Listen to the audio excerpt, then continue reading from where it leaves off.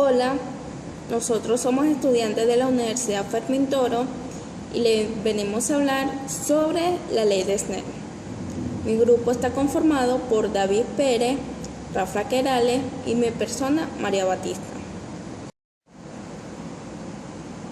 Mi nombre es María Batista y yo le vengo a hablar sobre la ley de Snell.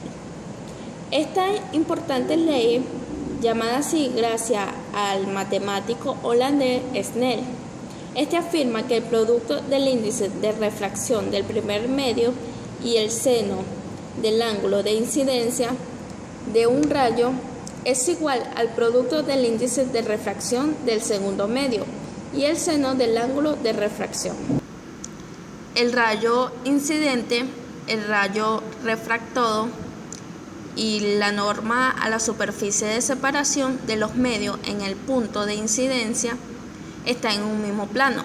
En general, el índice de refracción de una sustancia transparente más densa es mayor que el de un material menos denso, es decir, la velocidad de la luz es menor en la sustancia de mayor densidad y por lo tanto, si un rayo incide de forma oblicua sobre un medio con un índice de refracción mayor, este se desviará hacia la normal, mientras que si incide sobre un medio con un índice de refracción menor, ésta se desviará alejándose de ella.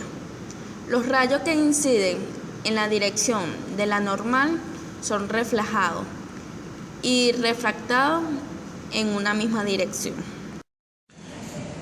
Buenas tardes, mi nombre es David Pérez y yo les vengo a hablar sobre la ley de refracción de la luz. La ley de refracción de la luz es donde el seno del ángulo de incidencia, seno de tita, y el seno del ángulo de refracción, seno de R', de un rayo luminoso que atraviesa la superficie de separación de dos medios transparentes, están en la misma proporción para cualquier valor del ángulo tita. Esto es seno de tita entre seno de R' es igual a n. Si la luz pasa del aire al agua, la proporción es de 4/3. Un cuerpo parcialmente sumergido en agua se ve chueco, como si se doblara al entrar al agua. Este fenómeno se llama refracción. Además del agua, se observa en muchos otros medios transparentes como el vidrio, llamados refringentes. Los fenómenos de refracción se incorporan a la óptica geométrica simplemente suponiendo que los rayos luminosos cambian de dirección no solo al reflejarse, sino también al pasar de un medio refringente a otro. Por ejemplo, del agua al aire, o del agua al vidrio, o del vidrio al aire. Un experimento sencillo que demuestra este cambio de dirección es una... La forma precisa en que cambia la dirección de los rayos en la refracción, esto es la ley de refracción. No es tan simple como la ley de reflexión. Tal vez por esto, aunque el fenómeno de la reflexión era conocido desde la antigüedad, la ley de la refracción no fue descubierta sino hasta el siglo XV por el astrónomo holandés Snell, quien inexplicablemente no la dio a conocer describiéndola solamente en sus notas personales de investigación. La ley de la refracción fue divulgada por Descartes en 1627, pero se conoce como la ley de Snell. No relaciona los ángulos de los rayos luminosos con la perpendicular de la superficie de refracción, sino los senos de estos ángulos. La ley de la refracción de la luz también puede ser deducida aplicando la ley de la variación del tamaño aparente con la distancia. Un ejemplo de esto sería dos monedas pequeñas se ponen en dos tazas, una vacía y otra parcialmente llena de agua. Observándolas desde arriba y a la misma altura, la moneda sumergida en agua se ve más grande debido a que la refracción de la luz, los rayos que emiten se abren más al pasar por la superficie del agua y llegan al ojo como si hubiesen sido emitidos por una moneda más cercana. De los tamaños aparentes de las dos monedas se deducen los ángulos que forman los rayos con la perpendicular a la superficie. El de los rayos refractados depende de la altura del llenado de la taza. Los senos de estos ángulos se obtienen de una tabla de valores y dividiendo el mayor entre el menor se encuentra que su cociente siempre es 4/3, el índice de refracción del agua, independientemente de la altura de llenado de la taza. Buenas, mi nombre es Rafa Querales y yo voy a continuar con la información que estaba dando mi compañero. La hipótesis de los rayos luminosos y las leyes de la refracción y de la refracción de la luz son el fundamento de la óptica geométrica. Con ellas es posible predecir el curso que tomarán los rayos luminosos que llegan a lentes o a espejos. Por ejemplo, en la figura número 13, que luego será mostrada, los rayos que llegan de un punto luminoso a la lente de una lupa común son divergentes, pero se hacen convergentes al atravesarla debido a las refracciones que ocurren en las dos últimas superficies del vidrio.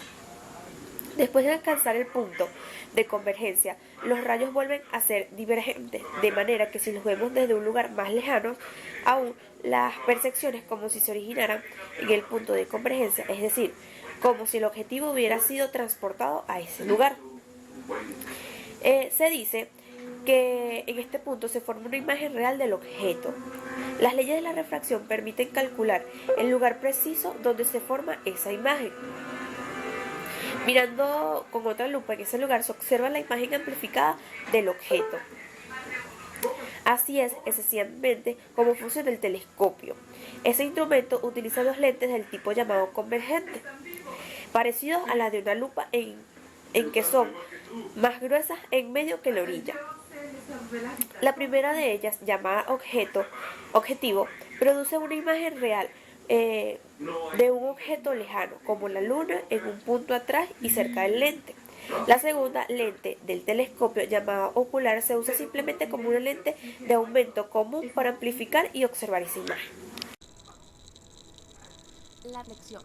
La idea de los rayos rectos luminosos no es la única hipótesis de la óptica geométrica. Para explicar el fenómeno de reflexión de la luz, es necesario suponer que la dirección de los rayos luminosos cambia en algunas circunstancias. Una imagen es un espejo, se ve como si estuviera atrás y no frente a este. La óptica geométrica explica este familiar fenómeno suponiendo que los rayos luminosos cambian de dirección al llegar al espejo. La forma precisa en que ocurre este cambio se conoce como ley de la reflexión de la luz. Es una ley muy sencilla. Los rayos incidentes y reflejados hacen ángulos iguales con el espejo o con la perpendicular espejo, que es como suelen medir estos ángulos. Esta ley, por cierto, también se puede deducir aplicando la ley de variación del tamaño aparente con la distancia para explicar los tamaños aparentes de un objeto y de una imagen en un espejo plano. O dicho de otra forma, si vemos nuestra imagen en un espejo plano del tamaño que la vemos, es porque los rayos incidentes y reflejados forman ángulos iguales con el eje. Vemos un experimento claro de lo que es la refracción, donde estoy apuntando hacia un lado y vemos que cambia de dirección al cambiar de densidad. Podemos observar el fenómeno de la reflexión, donde la luz se refleja y llega a otro sitio, por ejemplo aquí arriba.